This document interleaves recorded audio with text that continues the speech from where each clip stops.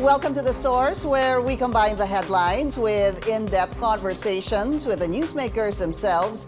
I'm Pinky Webb. Today on the program, residents in Metro Manila and nearby provinces are encouraged to conserve water as the water level at the Angat Dam continues to drop. The public also told to prepare for water supply issues amid the El Niño phenomenon. And later, nearly 600,000 customers of Maynilad could experience 9-hour daily water interruptions this week. Environment Undersecretary Carlos David joins us in the program.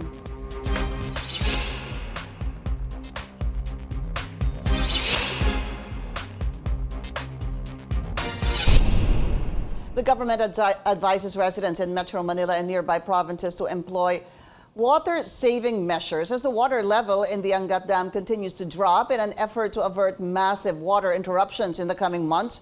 It instructed barangay officials and condominium and subdivision managers to advise residents to cut down on activities that consume large amounts of water. It adds those proven to be using water excessively will be given warnings. Let's go straight to the source of the story. We have DENR Water Resources Management Office Undersecretary Carlos David. Yusek David, welcome to The Source. Thank you so much for your time. My pleasure, Pinky. Need to understand first and foremost, I hope you don't mind, WRMO. There's so many agencies involved in water. You have, well, we have the MWSS, the NWRB, you have the NIA, and of course the water concessionaires. Exactly what is the role and the mandate of the WRMO, or the Water Resources Management Office? Perfect question to start this interview, Pinky. And precisely the purpose of creating the WRMO is to actually make sense of having too many government agencies with water-related functions, and the WRMO actually coordinates all these functions. So in the past, we had more than a dozen agencies with water functions. In April of this year, the President signed EO 22, putting together under one roof most of these agencies already, and this includes the LLDA, Laguna Lake Development Authority, the NWRB, MWSS, the Local Water Utilities Administration, including the 500 water districts that are operating. We are now all under one roof as they are now attached to the DNR. So everyone is under, is this correct, the WRMO? Almost everyone, Pinky. There are other agencies that do not make sense being under the WRMO because they have other functions, like the DPWH, which does all our water infrastructure. I see. And National Irrigation Administration, which is still with DA. Right. But there was also a directive from the President himself saying that these agencies need to closely coordinate with the WRMO. So in a way, everyone is now in that mode of coordination. So now we understand that. So it differs from the offices such as the NWRB, the MWSS. Tell us more about the kind of coordination you have had with the MWSS, NWRB, and even Pag-asa, Yusek, in terms of the El Niño phenomenon. Then it was looming, I guess, back in April when the EO was signed, to El Niño being present now. It turns out that there are many coordination issues, actually policies that are in conflict, between these different agencies. And the very first step of the WRMO is to actually get these agencies talking to each other.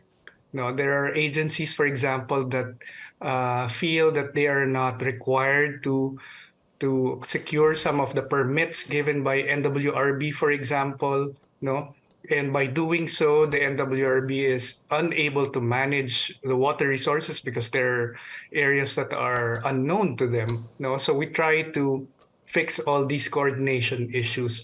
Because the second, and I think very important role of the WRMO is to start the ball rolling in terms of fixing the management issues as we go towards the direction of creating a water resources department, no, if it does happen in the future. Yeah, I think in the past this was supposed to be similar. It was a similar call for the Department of Migrant Workers. There is a call now to have a That's department for water resources. So am I correct in assuming that the WRMO somehow takes that function temporarily pending a Department of Water Management or whatever name they would call it? It's really doing the coordination that will be required anyway once we have a department that focuses on water. Opo. I'll give you some examples, Pinky. Please For do. example, the DPWH is undertaking a massive water supply program, no, this year worth 14 billion pesos in more than 1,300 barangays, no, to provide water. And this has to be coordinated, obviously, with the National Water Resources Board and the function of DNR in terms of watershed protection, because in the past, no, there was not that close coordination between them. By having the WRMO, no, we can now sync all these efforts Okay. and hopefully have projects that are sustainable. So it's really sometimes the left hand not knowing what the right hand is doing, or the right hand Exactly. not wanting, Yes. not approving with what the left hand is doing. And it happens quite often. For example, we are using the same resources like Angat Dam for various purposes. No, we use it for our drinking water in Metro Manila. It still provides more than 90% of our supply, and yet it's the same resource that our farmers in Bulacan and Pampanga are using. No, so how do we balance this? Okay. How do we manage these water resources? Lalo na this year, as you Opo. mentioned. No, we're entering into an El Niño event. Okay. Yusek, linawin po natin ano. So, with the the WRMO, I'm sorry, any project that the DENR will undertake or the NWRB decides on or the MWSS chooses will have to seek approval from the WRMO. Is this so? Hindi naman. These agencies have their separate board of directors, and it's still the board that decides on many of the activities, no, of the agencies. However, no, the coordination is quite close because, as you know, yung water sector sa Pilipinas, Pinky, is quite small, no? So we know each other pretty well because of having worked with each other in the past.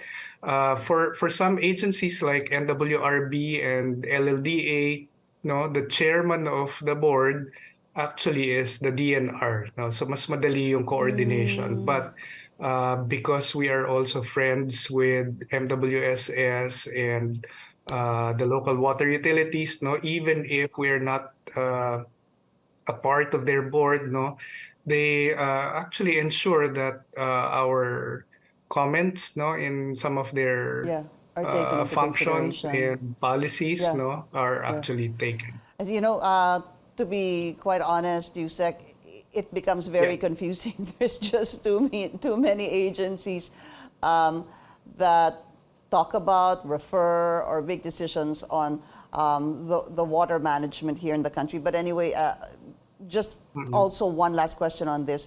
This is the WRMO, is under the DENR. Did you need to employ more people, or were you just taking out people from the DENR first and foremost to somehow manage this WRMO? Because this is an executive order. Now, same people, Pinky, and the DNR. Probably, I'm just the only addition, no, to the bureaucracy, and I think, no, lalo na itong I wanted to speak more about what's going to happen this year. we released a bulletin, actually two bulletins, and this is with, again, coordination with the NWRB and the MWSS. No? So we're now synced in terms of our Okay. strategies, because it's very important for everyone, the general public, to know that there may be a water crisis looming later this year and the early part of next year if we don't manage our resources properly in Right. the next few months. Undersecretary, I will talk about those two directives. One was issued, I believe, sometime in last Wednesday or Thursday, and the other one Correct. Saturday or Sunday. There were two directives issued by the WRMO. We'll be talking about that after the break. We'll be right back.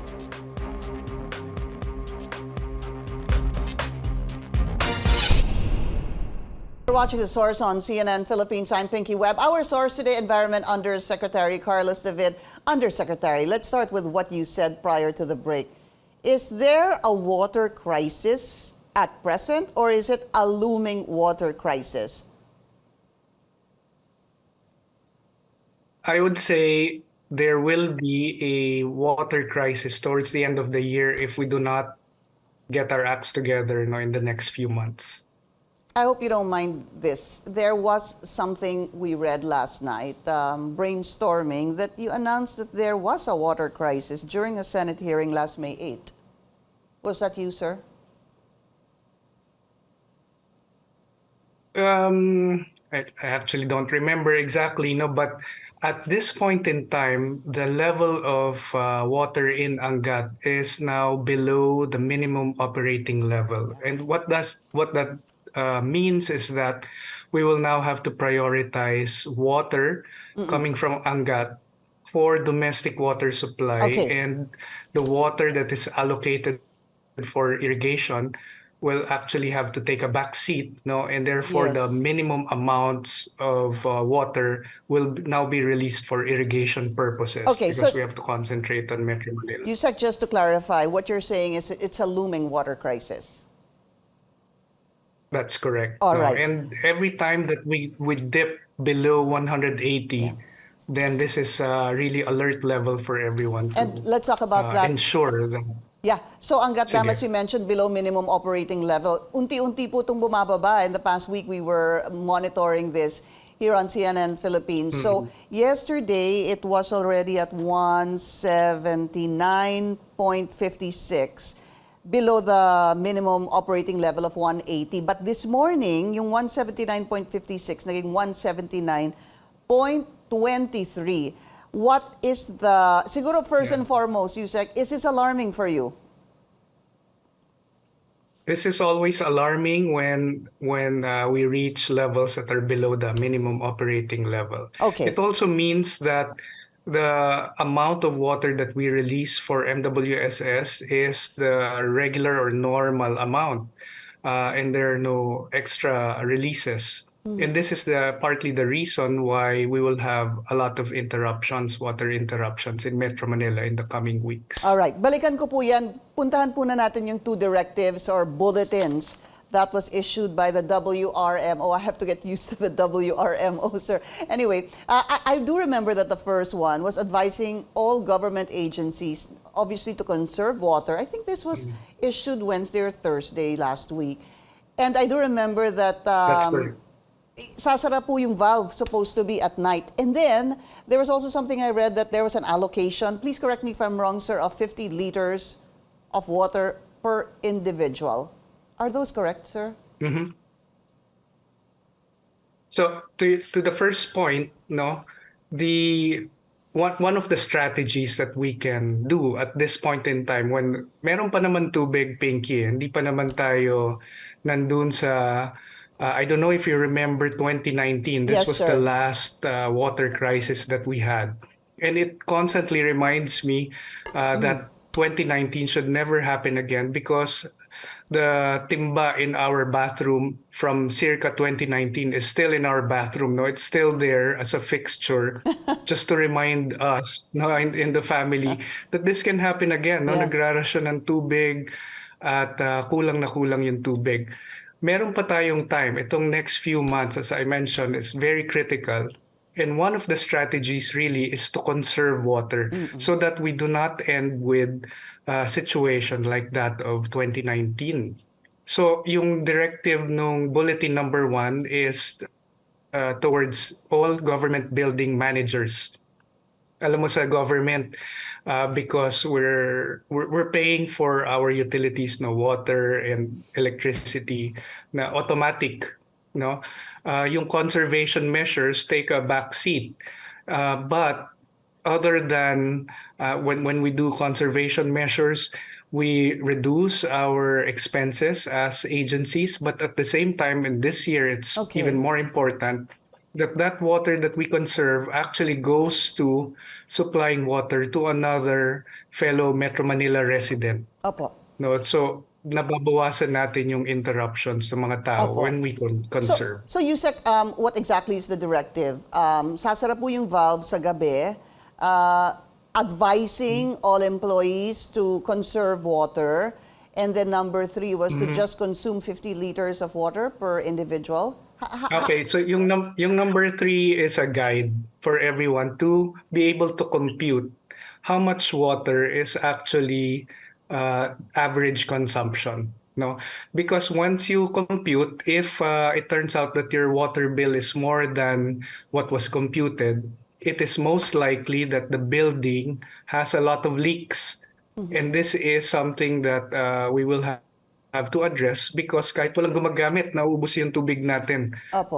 And therefore, yung isang tip, no, for building managers, dahil 9 to 5 naman usually lang ang office or 8 a.m. to 5 p.m., if there are leaks, and there are many government offices that are quite old and their fixtures naka-embed yan sa semento, may leaks yan na hindi natin nakikita. Kung wala namang gagamit after office hours, might as well close the valve, the main valve, and just open it the following day before the staff comes in. No, so that's one tip. How does one monitor the 50 liters per individual? So what you do is you compute in a building how many people are working there. No, for a typical office that goes from 9 to 5, the average consumption per person is about 50 liters. So you multiply the number of people in Is the that building so? or in the office by 50 liters, and then multiply that by 30 for the month, and then you compare it to your water bill I see. at the end of the month. You know, Yes. nung binalita po namin yan, hindi ko talaga, to be quite honest, maintindihan yung 50 Naintindihan liters masyado. per individual. First of Siguro all, yung- how can one Yeah. measure? So, yeah, okay. So actually, for the general public, we can also compute like the average consumption of one person in a house, for example, or in a condominium. Opo. And our computation as average would be 180 liters per person per day. I see. So kung mag-isa ka lang sa bahay, yes. So kung mag-isa ka lang sa bahay, the average, no, at least for Metro Manila, is about Got it. 180 liters. Just multiply that by 30, Opo. okay, and then times 30 days, and then convert that into cubic meters because liters, tapos yung bill natin cubic meters, Okay. by dividing it by 1,000, no? Because Okay. there are 1,000 liters per cubic meter, and then you can see that in your bill. Okay. Am I using more water than average, or am I still below the average? So that's a good That's a parang good gauge, benchmark. you know, I how- see. But you said, Yeah, to clarify how ha, conscious you are with Opo, consumption. I'll do that myself. So, pag nasa bahay, Sige. average is about 180 liters consumption per individual. Kasama na po lahat yan, lahat ng ginagawa natin sa bahay. But is that assuming that you're... Pwede nating computein, Pinky, how much water you use for taking a bath, how much for laundry. Actually, I should mention, ang pinakamalakas talagang gumamit ng tubig ay taking a bath and laundry. No? So yun yung dalawa. So maraming tips na pwedeng gawin. Hindi ko naman sinasabi na bawasan yung oras ng panliligo dahil yung mga Pilipino, alam naman natin, twice or even thrice a day maligo. We're not yet at that level, but just to be a little bit more conscious in terms of using water because you can now compute then a typical shower, for example, would consume about 6 liters per minute. So you multiply that naman, how many minutes you are Gaano katagal in ka? the shower. Kaya pala yung iba sinasabi, Tapos- bilisan mo yung panliligo, yung taking a bath, taking a shower, so that must... Oo. Wait a minute, so I just want to clarify this. So pag nasa bahay, sir, kasi we need to talk about a number of other issues. Pag nasa bahay, it's about, your average should be around 180 liters per individual. Yeah. And then yung sa office, 50 Per liters. day. Opo. Per- Opo. Tapos yung sa office, yung sinasabi niyo, yung advice sa government agencies, that's 50 liters per 50. day per individual. Yes, that's 50. Yun yung kanila yung consumption sa opisina. Kung ano yung ginagawa po nila doon. You know, I'm sure yung hygiene, Tama. yung bathroom, etc. Yun po yung Correct. 50 liters. Got it. So, a quick question before we right. go on a break, sir. You're going to base this on the bill that the agencies will incur and do the math, no? How many individuals per liters, etc. What happens if you find out that there's an excessive amount doon sa kanilang water bill? Actually, Pinky, we did the study together with Manila Water and Maynilad, and I don't think it's the excessive consumption of individuals, but that they did not know that they had massive leaks in their water pipes. I think yun yung first realization. I won't disclose which agencies, but you won't believe that there are government facilities that have 10 million pesos per month na water bill. Is that so? Or 17 million pesos. Yes. And even small offices with 1 million pesos per month na water bill. Hindi And if naman you po- compute it as a... Hindi naman po If we DENR yan. compute it... Hindi. Siyempre, inuna na namin, tinignan na namin Nakakahiya naman, di ba? kumusta Okay. yung consumption namin per capita. So merong building, government agency that actually spends 10 million a month on water, on their water bill? Oo, kasi hindi nila na-realize na ang daming leaks after the meter, no? And this is really I don't know, sir. not the responsibility of our concessionaires, no? Yeah. They're responsible for the pipes up to the meter. Pero once it's after the meters, kumbaga parang sa bahay, it would be the owner who will be responsible. Yeah, but- Pero sabi ko, walang... Yusek, but if a government Yeah. agency spends 10 million on water, ang hirap naman atang Nakakagulat, di ba? Hindi, tsaka nagpikit mata na lang sila doon. Hindi na lang nila pinansin. Bayad na lang ng bayad. Pasensya na po. Kasi hindi naman po talaga sila nagbabayad. I mean, shouldn't have there been some sort of sensitivity or consciousness that this is too much. There is something wrong. Let's have this checked. Anyway, sir, I know you're not going to say which Well- agency it is, but have you told them and are they doing something about it? Definitely, no. The first step, one of the first projects of the WRMO is to coordinate with these government agencies and let them know na, uy, medyo mataas yung water bill ninyo. And truth be told, these are not individual buildings, so yung mga 10 million, 17 million pesos per month. No, these are compounds and they only have a single meter. Tapos, ang daming buildings inside these compounds. So, walang realization na, uy, kami yung maraming I taga sa see. aming pipes.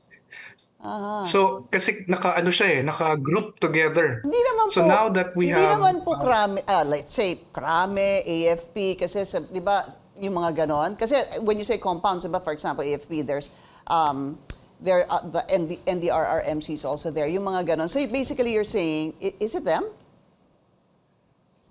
That's correct. Para siyang kumbaga parang yung buong subdivision kung saan nakatira, Pinky, isa lang yung metro. So Correct. hindi mo na ngayon alam sinong resident yung marami gumamit or maraming leaks doon sa pipe nila. So parang, okay, ganito na lang talaga yung Okay. natin, consumption. So we do it on a monthly basis already. And now what we're doing is putting a meter per building para makita natin, oy, nasan yung tagas, sino yung marami kumonsumo. Got it. So may management na internally. Okay. We need to take another Yeah. short break. This is The Source on CNN Philippines. Please stay tuned.